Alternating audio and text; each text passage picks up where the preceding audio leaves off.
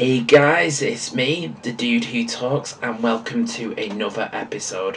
So, as per usual, I've got some cool songs that I've been listening to, a review for you lovely people, and some thoughts and stuff. So, yeah, this is what you lucky lot get to experience on this episode. So, let's start off like we normally do with a couple of new songs that I've been digging at the moment.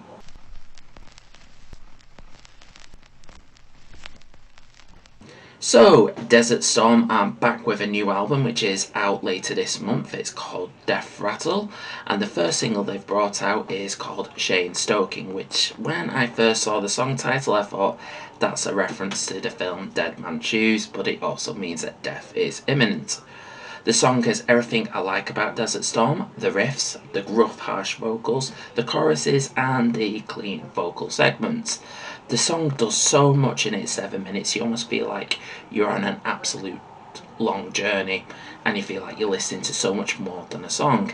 Anyway, so you know what the hell I'm going on about, here is a clip of the song.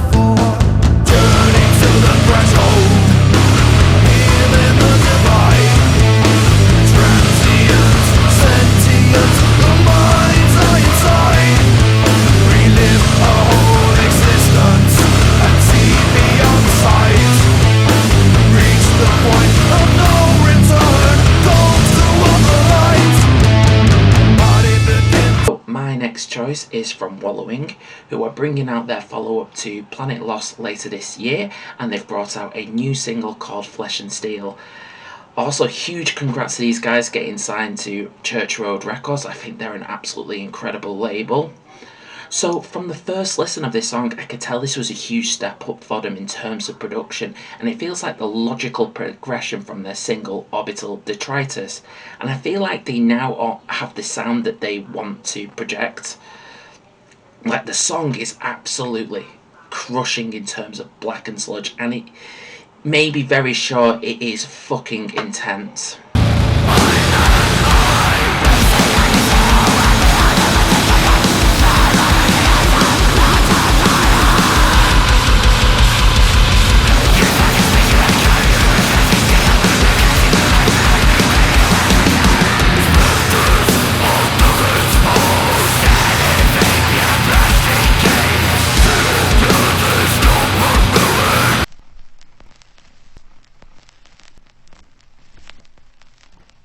This is my thoughts and stuff section, and I'm just going to use this moment to really ponder what is going on in my mind and about my music taste recently. And it involves a lot of like regressing back to music I was listening to when I was much younger.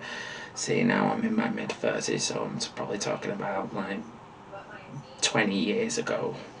So my music taste is very varied, in case you didn't know that. And I like to think I've got quite an extensive, and I wouldn't say exquisite because that sounds quite douchey, palette. Even saying palette's a bit douchey in my my mind. So lately I've been going back to, as I've been saying, I've been going back to music when I was listening to when I was younger. And an example of this is like stuff like new metal or new metal adjacent. And an album that I can pick out from the top of my head is Scars by Soil. Now, I was watching The Cure in Leeds and I was walking back to my hotel, and I thought for some reason I wanted to listen to Scars by Soil.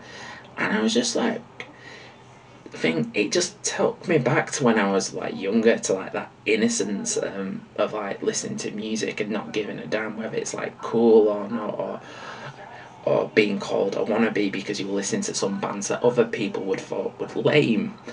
And yeah, new metal and that kind of adjacent genres, like new metal adjacent, let's just say it's that, always got a little bit of stick from like older people, you know, like at gigs, or like if you hung out somewhere in town with like other like-minded people. Like, there was always like a bit of like disdain, like if you mentioned what music you would listen to. An example of this was like a friend of mine who had a t-shirt, Red Hot Chili Peppers t-shirt, and there was like this guy from this local band in Bolton who said, I don't want to talk to you anymore because you're wearing a Red Hot Chili Peppers t-shirt. I know that's not my point, because Red Hot Chili Peppers are not new metal, even though they're like covered by Kerrang during the time of like the new metal explosion and all that shit.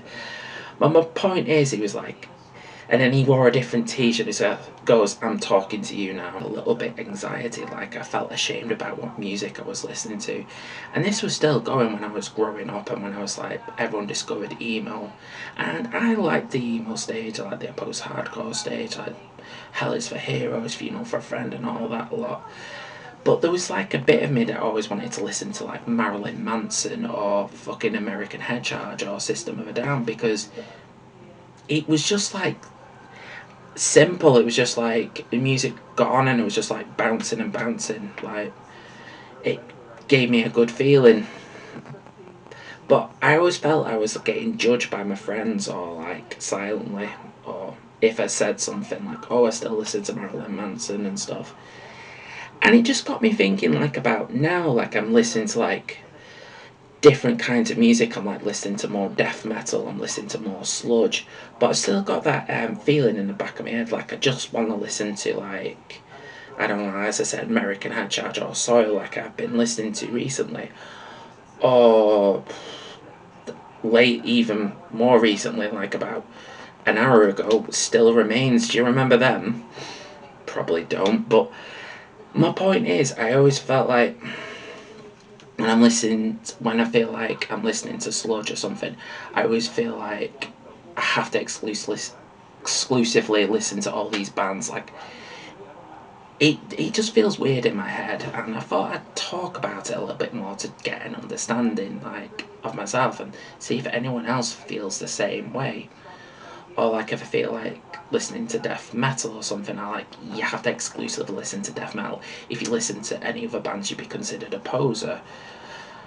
And I've got another. Now, I know this video is like pretty much non-stop tangent, but another example to help with this is, so all my friends and me, we started listening to like post-hardcore a bit more when it started becoming more popular. It was like buried new metal.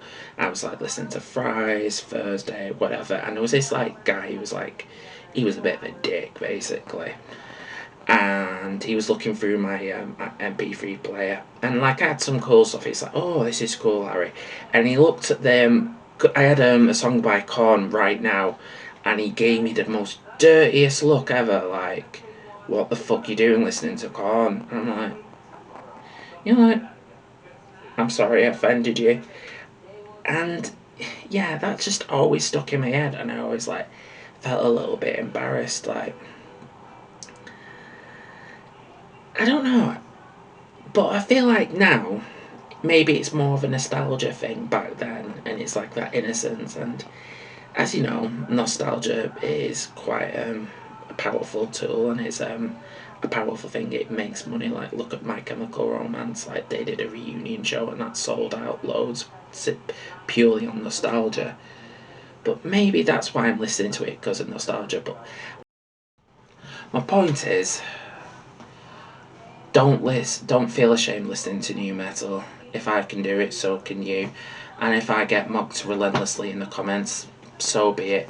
And another point is, and I remember this in Scuzz, rest in peace, that they had someone from Metal Hammer on the show, I think, and he said, don't just swear off new metal because it isn't cool. And I'm not saying that the people that I meet, like the metalheads and stuff like that, are like that. I'm pretty sure they're not. It's just that feeling in the back of my head about it.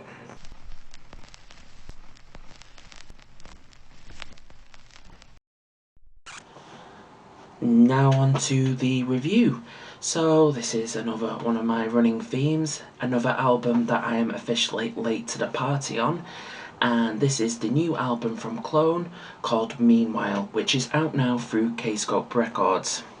Now, I couldn't find much about Klone, other than they are a French progressive metal band featuring Jan Ligner on vocals, Guilherme Bernard on guitar, Aldrich Guadagnino on guitar, Morgan Burfett on drums, and Enzo Alfano on bass.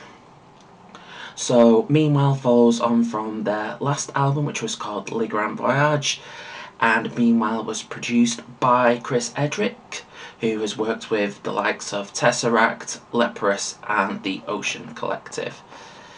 So, not much else to say about the intro, so let's just get into it, yeah? The album, meanwhile, consists of 10 songs and clocks in at 53 minutes and 20 seconds. So we've got the first song off the album called Within Reach. It's quite slow paced but very atmospheric, like the song was built on a huge soundscape. And there is a little bit of an aura of beauty to the song, which is more or less due to Jan Ligner's voice. However, in the sound of all that beauty, the guitars sound quite heavy and remind you that you are listening to a metal record, especially towards the chorus where things get a little bit more heavier. I was definitely getting vibes of the Ocean Collective with more clean vocals. The riffs did very well to keep me interested and hooked. The main standout, however, would have to be Jan's vocals.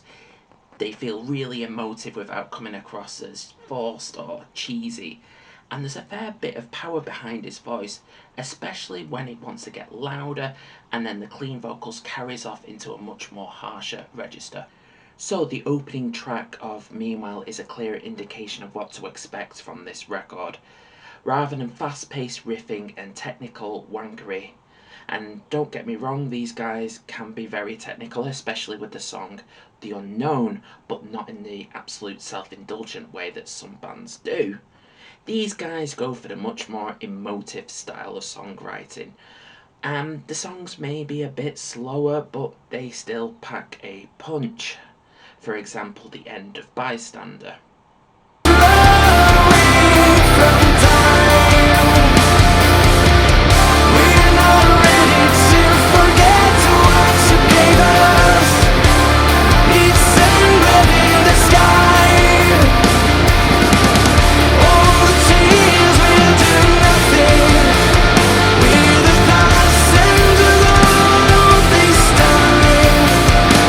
Another example is the song Night and Day, which does this really well.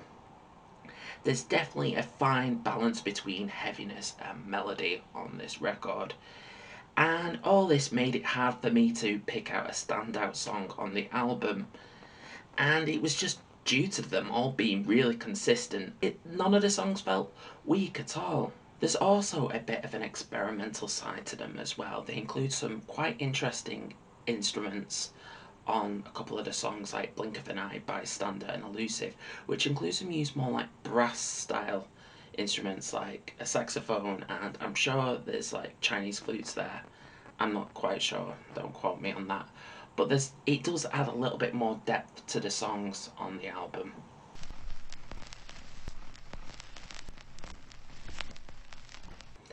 Nitpicks. While I like the use of brass instruments on this record, especially the saxophone on The Unknown, and you know me, I fucking love the saxophone, I felt in the song Elusive the brass instruments sounded like they were done on a keyboard and just didn't sound right to me.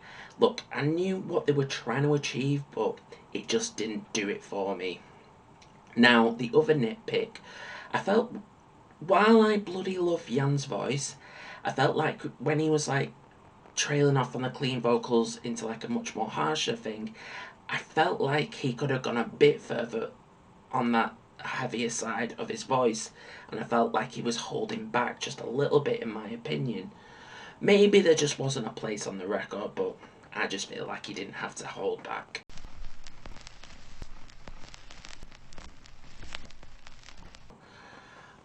Okay, I will be honest. This album wasn't entirely my cup of tea. I feel like it was something that I really need to be in the mood for music wise. Though it did more than enough to reel me in with the soundscapes. It sounded beautiful, the riffs helped edge it out. I just wish there was a bit more edge on this record, but yeah, I do really appreciate this record. And if you're a fan of bands like Leprous, the softer, more quieter melodic parts of the Ocean, I think you'd really like this album. So that was episode 5 from me. Did you enjoy this video? Please let me know what you thought about it down below in the comments. What do you think of the bands that I've covered today? Also let me know in the comment section. As always, I'm on Facebook and Instagram, so I'll be including the links to them should you wish to give me a like and a follow on there. Also, I'm on Buy Me a Coffee, so if you're feeling generous and you want to donate some chump change to the chump here, feel free to do so. I'm not asking for much, just asking for a little bit. So yeah, that was me. I've been the dude who talks. You guys are fucking awesome. Thank you so much for listening, and I'll see you soon.